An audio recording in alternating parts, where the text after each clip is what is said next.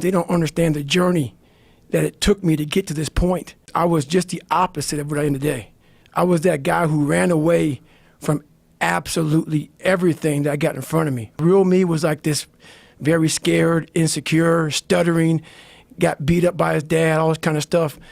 And then I built this fake person that walked around like my shit didn't stink. My dad was a big-time pimp. My dad owned skating rinks, he owned bars, he ran prostitutes from Canada to Buffalo, New York. In my mind, I was always afraid. My whole life I was afraid, but I had this fucking voice, this conscience that would always be battling me, saying, hey, you gotta get up and do something.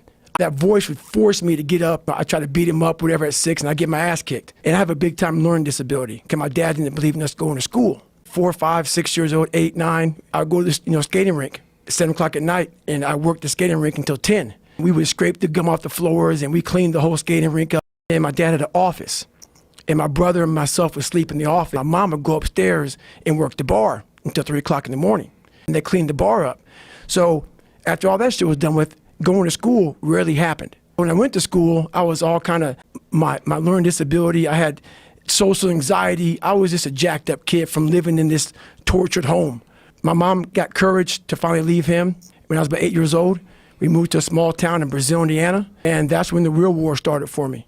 So me being one of the few black kids in that, in that area, it kind of haunts you. I had stuff on my notebook, we're gonna kill you, on my Spanish notebook. They had that on my car, and we're gonna kill you. This is early 90s. Even though I showed it didn't hurt me, it was jacking me up. So all the insecurities I had when I was a kid with my father, I moved into this area here, and it just got worse and worse and worse. And the shit haunted me. And that voice that I talked about, it kept talking louder and louder and louder, but I was doing nothing about it. I decided to make moves. And I cheated all through school.